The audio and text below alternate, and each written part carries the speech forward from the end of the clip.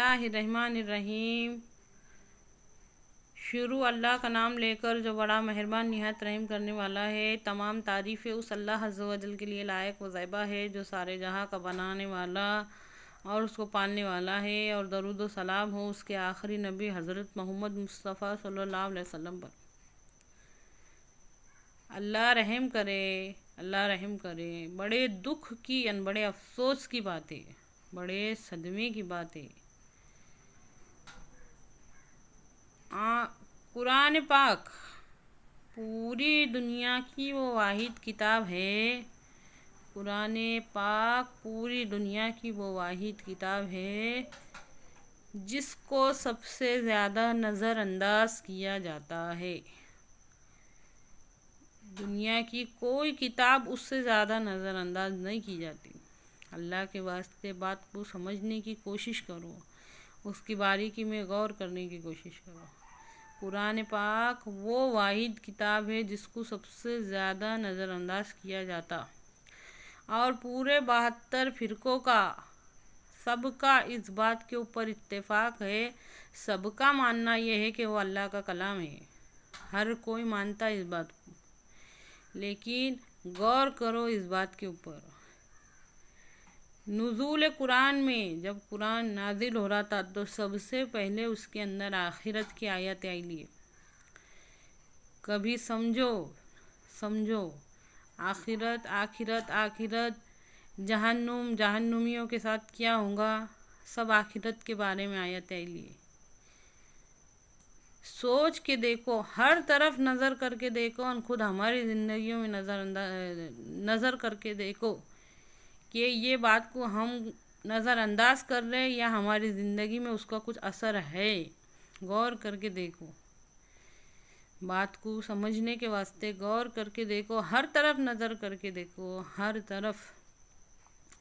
ये आखिरत की आयत है, अल्लाह रब्बुल इज़्ज़त ने उसके अंदर कितनी आखिरत की आयत है, पर उसका कुछ असर हमारी ज़िंदगियों में, उसके डर का कुछ असर नज़र आ रहा क्या? नहीं नज़र आ रहा। हाँ, बात समझने के वास्ते खाली हमारा गौर करना ही काफ़ी हो जाएगा।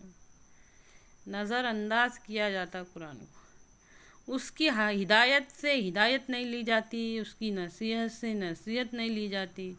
हिदायत कहते हैं सीधे रास्ते की समझ को, सीधे रास्ते की समझ को हिदायत कहते हैं। और नसीहत कहते हैं जोड़ने को। दर्जी क्या करता? कपड़े को कपड़े से जोड़ता, कपड़े को कपड़े से जोड़ता टेलर। और नसीहत वाली जो आयत रहती ना, नसीहत जो रहती ना, वो अल्लाह के बंदों को अल्लाह से जोड़ती। कुरान पाक में वो अल्लाह के बंदों को अल्लाह से जोड़ने के वास्ते रहती है। उसका कुछ असर है, उसका कुछ असर सोच के देखो। समझने के वास्ते सिर्फ हमारा गौर फिक्र करना काफ़ी हो जाएगा तो हमारे समझ में बात आ जाएगी कि आज कुरान पाक को कितना नज़रअंदाज किया जा रहा। सारे के सारे फ़िरके इस बात को मानते, पूरी उम्मत मुस्लिमा का हर फर्द इस बात को मानता कि वो अल्लाह का कलाम है। और ज़िंदगियों में असर देखो, आज कोई शहर, कोई गांव, कोई गली, कोई मोहल्ला, कोई ऐसी जगह नहीं है जहाँ पे बेदीनी नहीं है, जहाँ पे बेदीनी नहीं है, जहाँ पे जुल्म नहीं है, जहाँ पे बेरहमी नहीं है, जहाँ पे नाइंसाफ़ी नहीं है, जहाँ पे चोरी मारी नहीं है, जहाँ पे रिसूदखोरी नहीं है, जहाँ पे ये सब नहीं है। सोच के देखो, असर नज़र आ रहा। कुरान पाक अल्लाह का कलाम है, हर कोई मानता, लेकिन सबसे ज़्यादा वो वाहिद किताब है जो नज़रअंदाज की जा रही। या तो फिर उसको नज़रअंदाज छोटा लफ्ज़ रहेगा, फिर यहाँ पे ये बोलना पड़ेगा कि यकीन नहीं है। कुरान का सबसे पहला हक़ ये है कि उस पर ईमान लाया जाए। कुरान का सबसे पहला हक़ ये है कि उस पर ईमान लाया जाए। अल्लाह के वास्ते बात पर गौर व फिक्र करो, गौर व फिक्र करो। ये सब क्या हो रहा? ना उसके जुड़ाने से जुड़ रहे, ना उसकी हिदायत से सीधे रास्ते की हिदायत हासिल कर रहे। समझो, कुरान का सबसे पहला हक़ ये है कि उस पर ईमान लाया जाए।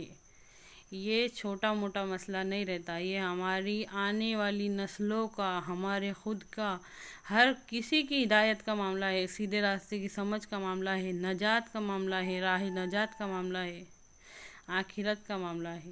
اے اللہ کہنے سننے سے زیادہ عمل کی توفیق دے، غور و فکر کرنے کی توفیق دے، اللہ ہم کو نیکیوں کو قائم کرنے کی، نیکیوں کو آگے بڑھانے کی توفیق دے، اے اللہ ہم کو برائی سے خود بچنے کی اور دوسروں کو بچانے کی توفیق دے، آمین ثم آمین۔